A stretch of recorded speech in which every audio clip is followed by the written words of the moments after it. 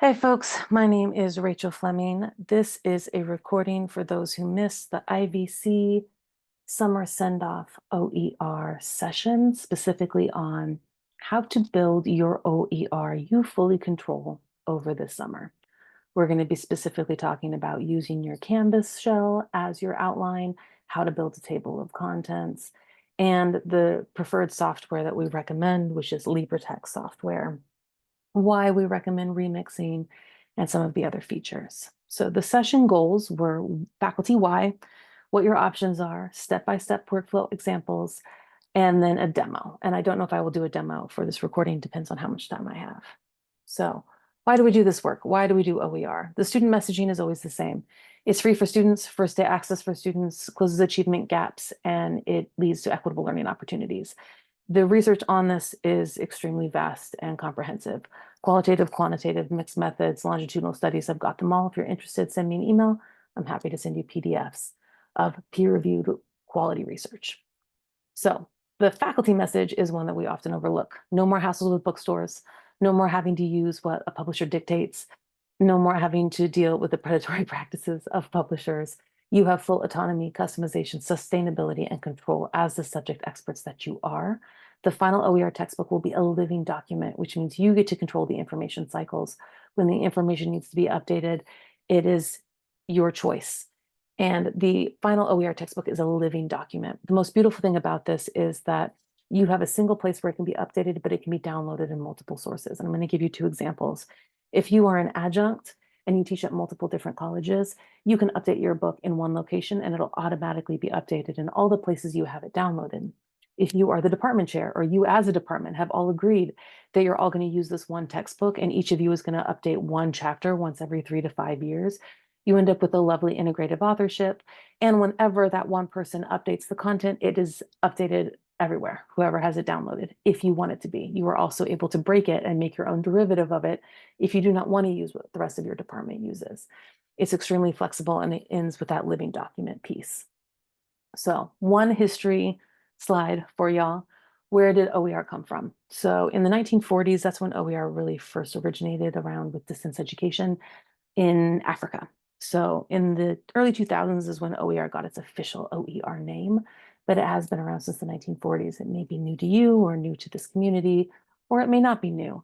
And the reality is it's been around for a while. And it really comes down to the fact that a textbook used to be 1 to 300 pages in order to get the content across and meet the slows. And then the curriculum just got more diverse. It just exploded. Think about the way that we teach curriculum, say chemistry 1 compared to the way someone else teaches chemistry 1. The way, even the difference between IVC and Fullerton Junior College, there's going to be lots of differences. And so in order to meet the diversity of curriculum, publishers just started throwing in everything in the kitchen sink into these books. And then they also started doing what we call predatory practices. They started changing the page numbers just enough that you had to buy the new edition and you couldn't use the old edition anymore and reference it.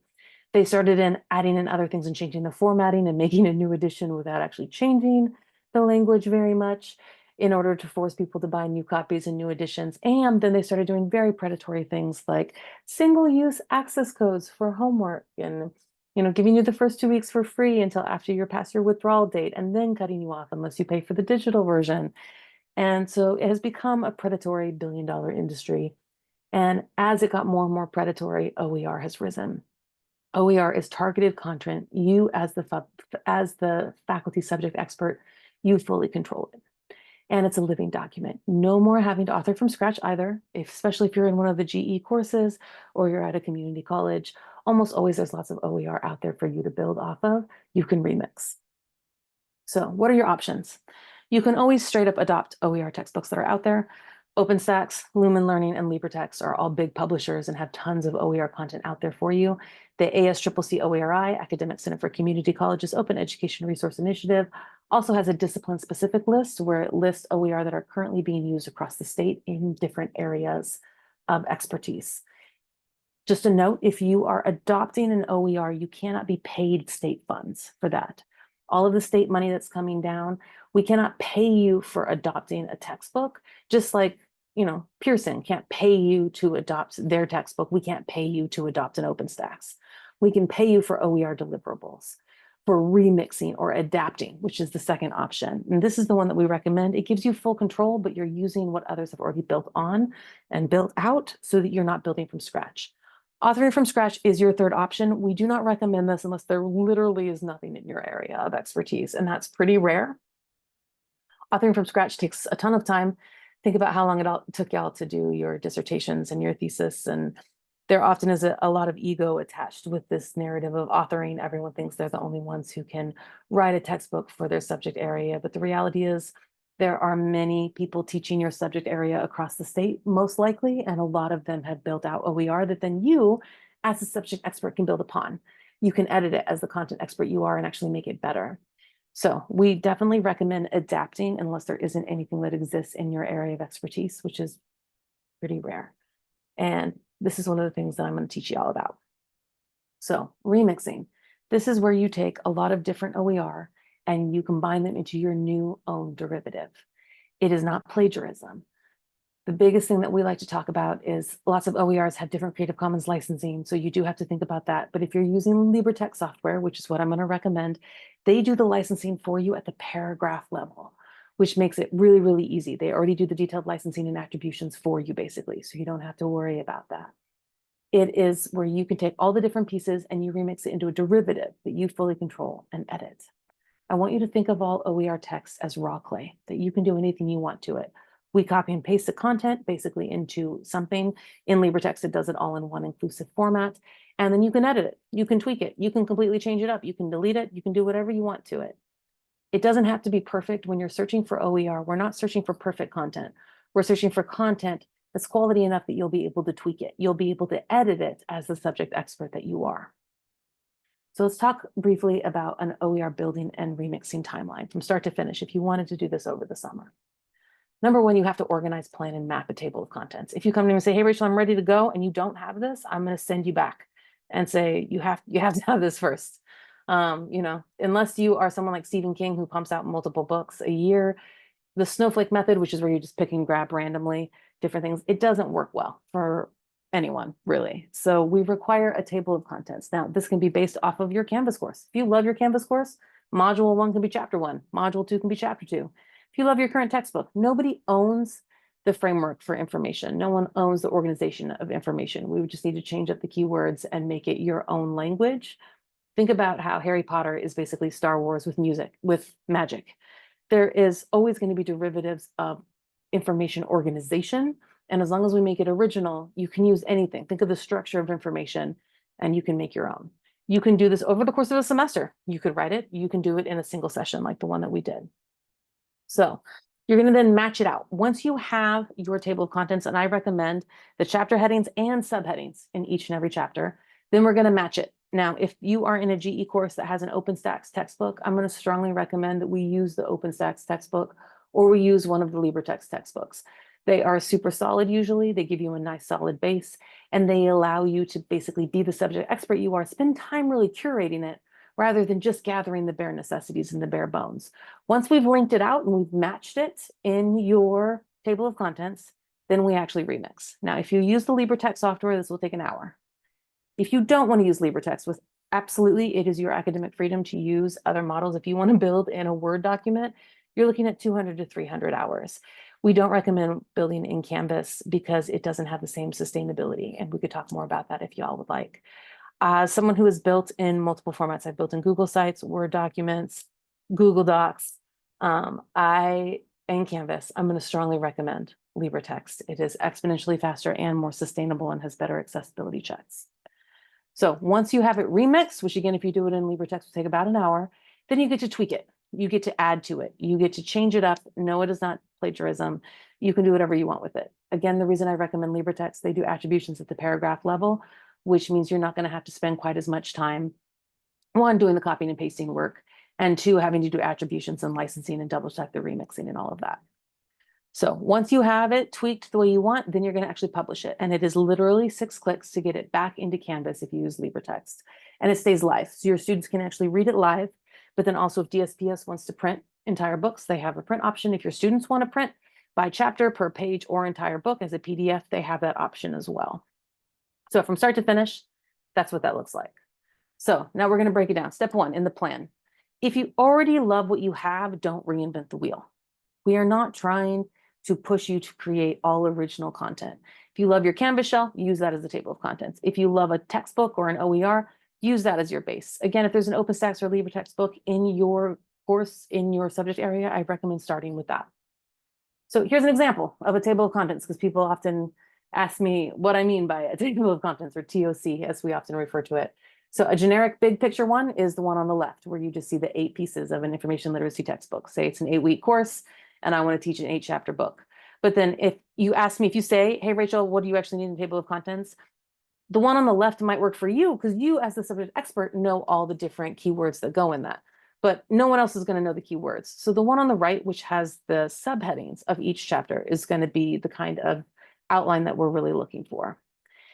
Now, if there is an OpenStax or a LibreText book that exists in your area, just identify the missing chapters, draw arrows if you want chapter 6 to now be chapter 3, and then fill in that. And then all we have to do is find matching OER for those gaps that you've identified. Okay. So here's an example of, say you use an OpenStax book. OpenStax is 85%. On average, I get from faculty that it's between 75 and 85% usually. You then pull in other things from LibreText or from the OER Commons or from, College of the Canyons, any of these other places that already have OER, we can pull from them. And then you're only authoring 5% or less. Okay, I get asked this question all the time. So what is the difference between OpenStax and LibreText? I do use them often interchangeably. So OpenStax is one of the largest OER publishers in the world. They produce a lot of the GE OER out there. And it's solid base content. It's not usually going to be extremely comprehensive. What I hear is that often faculty have to have a lot of ancillaries, but it's a solid base content written by subject experts, updated with new editions on the regular. It is a massive publisher. You cannot remix in the OpenStax website, though. It's literally a place where you can download the OER or you can read it live, but you cannot remix it in OpenStax. LibreText is a massive OER platform. It is also a publisher, but it's not just a publisher. It is also a toolbox filled with everything you need to do OER. You can do, interactive homework systems. You can build your own derivative, and they harvest OER from all the other platforms. So they harvest OER from OpenStax, from the OER Commons, from Merlot, from Pressbooks. They will harvest all that content. They will put it into their platform, and then you will have the ability to take that content as the raw clay that it is and tweak it without spending hundreds of hours copying, pasting, Control-C, Control-V, Control-C, Control-V. Instead of having to spend a ton of time doing that, LibreText will do that for you in a blink of an eye. And then you will end up with your own derivative that you get to tweak however you want. So OpenStax, great textbook. Often, if there's one in your subject area, super solid, 50 to 85% of the content, and it's the publisher. And then LibreText is one of the OER platforms that allows you to remix OpenStax content along with any other content, lots and lots of different content. LibreText also produces their own books, and often people like those even better. So here's an option 3. If you're like, Rachel, I don't like those options. I love Canvas. I love the way my current course is set up. Great. Use your Canvas shell as your outline. Module 1 becomes chapter 1. Module 2 becomes chapter 2. Then we match it to OER content out there. Maybe it's 1 book, maybe it's 10 books. I had one faculty who did match to over 45 different OER textbooks. Then we remix it into a single OER derivative that you own and operate. And then once we publish it in LibreText, it can be globally distributed through LibreText. It can be printed for DSPS. It can be printed as a PDF. And it is only 6 clicks to get it back into Canvas, so that then it's a live link that anyone can read in Canvas without ever having to click out. So here's an example of one that I'm building for Dr. Brandy Eidelman. So she has a course on Honors Library 20. And you can see here, her module 2 is Introduction to Information Literacy. So that became my chapter 1, Introduction to Information Literacy. Module 5 became the chapter 4, Broad Inquiry of General Topics. If you love your Canvas course, we can make you a textbook that just matches it.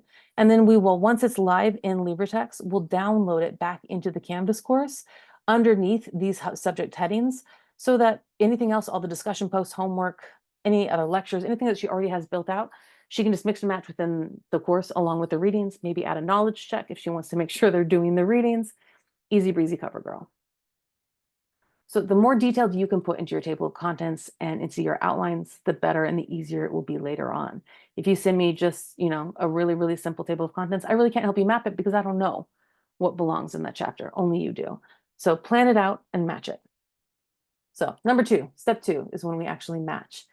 This is where most content exists and we can find it. It's just a matter of matching it to your table of contents. The faculty will tell me all the time, oh, Rachel, nothing exists in my area. And I'm going to tell you right now, that's highly unlikely. There are certain areas that have less and certain areas that have tons. So all of the humanities, Englishes, history, there is so much OER that it's actually overwhelming to go through it because there's so much. Whereas in the businesses and law, paralegals, it's much more minimal and we don't have quite as much. So depending on what area you're in, there might be less, there might be too much. I can help you match it. I am a full-time tenure track OER librarian. I am your fellow faculty and I am here to help you match. I can do one-on-ones with you over Zoom. We can talk about what your needs are, your keywords, and I can help you do targeted searches to find what you need. All right, so here's an example of one. There is a link to this. So this is Beatrice saying from Spanish department, the chair of the Spanish department. She did one of the most beautiful matching jobs that I've ever seen. She used two different main LibreText textbooks as her base, and then she matched it out and she just put the links in on exactly what she was doing for each one. And this is what I want to really nail down. Her detailed outline took her quite a bit of the semester to outline. The actual remixing itself took 35 minutes, and we got a 653-page textbook that she now has full control over. She can edit it, she can change it, she can tweak it however she wants. She's getting to spend her time just being like, you know what, I want to add in these vocab and I want to do these extra audio files. And I don't like this image. I want to choose a different image here, or I want to choose a different example here. Because she didn't have to build the base book, she gets to be the content editor and bring it up to her high academic standards of excellence.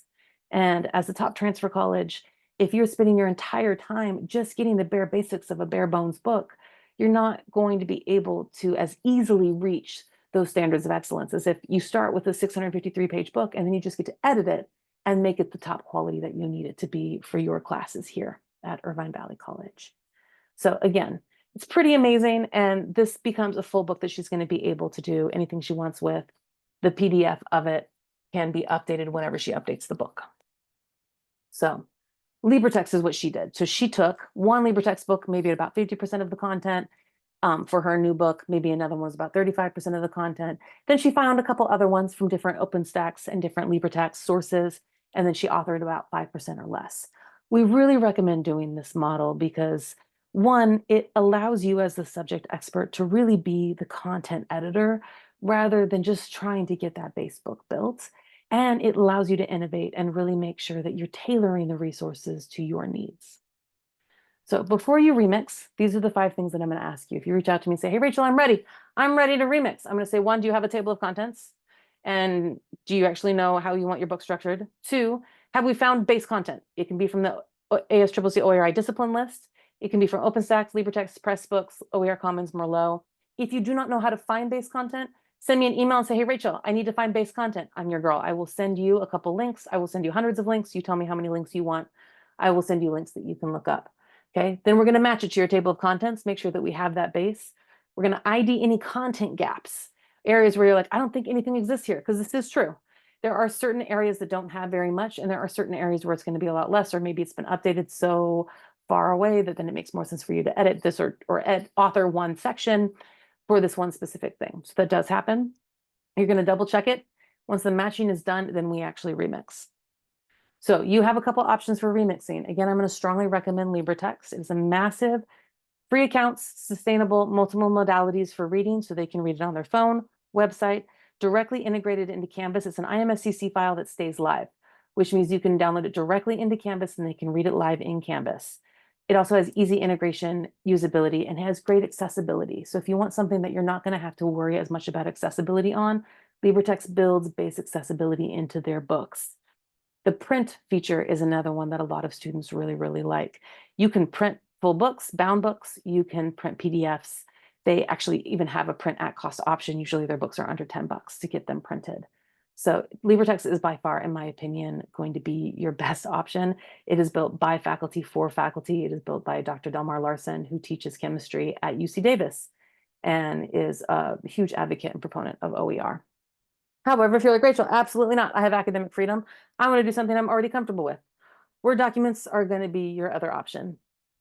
You can copy and paste the content. But again, something that's going to do a remix option in literally 30 minutes is going to take you hundreds of hours of copying and pasting, double checking the attributions, double checking the licenses can be remixed. And then your final document, then you have to integrate that into Canvas, but then either they're scrolling through it or you end up with a different document per chapter. It's less usable. And honestly, in many ways, it's less sustainable because to edit a 600-page Word document is a lot harder than editing in LibreText. Google Sites used to be an option, but they are not very accessible. We don't recommend them. Pressbooks is beautiful, but it's not free. On average, it's like $5,000 to host 10 books, whereas for LibreText, every single person can have a free account. IVC is a part of what we call a LibreNet member, which means we have unlimited books that we can house, and we have our own personal IVC Commons where we house all of our books and we can have department books listed. We can also have department repositories listed.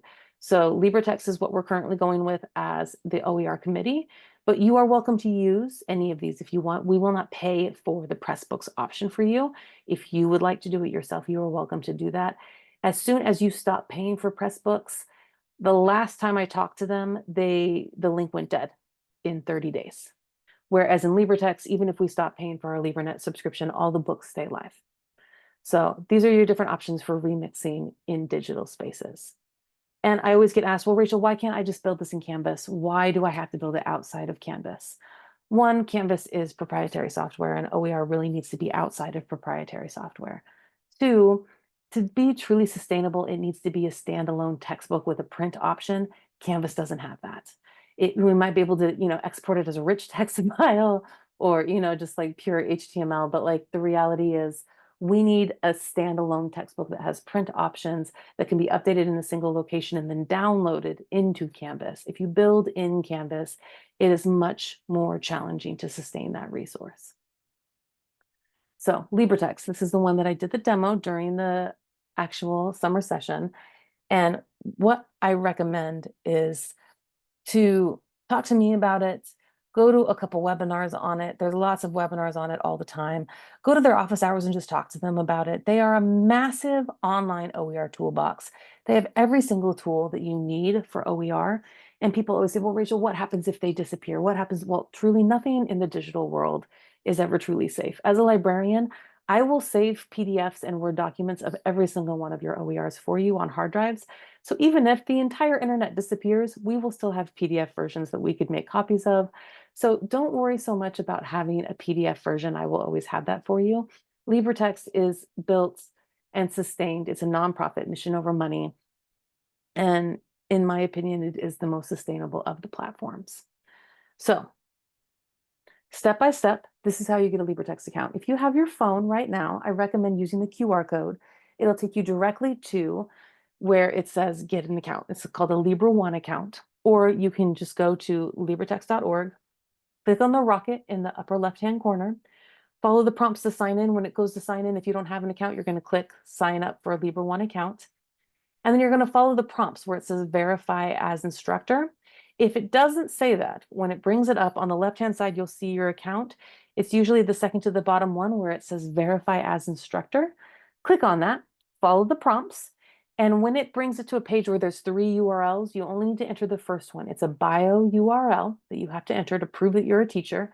I recommend typing in the https://www.ivc.edu/directory. This will take you directly to them to be able to Google your name and find you. Once you're a verified instructor, you will actually be able to actually remix all this content. Now you can browse LibreText without having an account. You do not have to have an account to browse all the resources or use anything that's on LibreText. You need to be a verified instructor if you are going to remix and make a derivative in LibreText. And that's what we did as a demo. So number one, you have to have a table of contents. If you like OpenStax, use OpenStax or use one of the LibreText textbooks. Use one of the ASCCC OERI discipline textbooks, or you can start browsing to match. There's a lot of browsing. There's two different options when you're browsing OER. You can do what I call top down. This is similar to walking through bookshelves, pulling random books off the shelf and skimming through them. This is extremely time intensive and you may not find what you need. What I recommend is doing a what we call bottom up searching, which is targeted keyword searching. So find a book that works as your base, and then let's actually do really specific keywords where we search with that database like LibreText in the search terms, and we can find you specific pages of specific books that will match. And then that is a way that basically we can do targeted searching. Once you've matched it, then you're going to have your OER table of contents ready to actually remix. So the remixing takes some time. So I'm offering one-on-ones over the summer over Zoom. Just send me an email at rfleming.ivc.edu and just say, hey, I'd like to do a one-on-one Zoom to get started. I can help you get an account, help you remix, help you find resources. I am also doing on-site reference desk hours for the library 1 to 3 days a week. And I am here to help you. So all the instructions are in this QR code here. And we played a Kahoot game. So that is the start for it. And go ahead and send me an email if you'd like help building over the summer. Thanks, folks.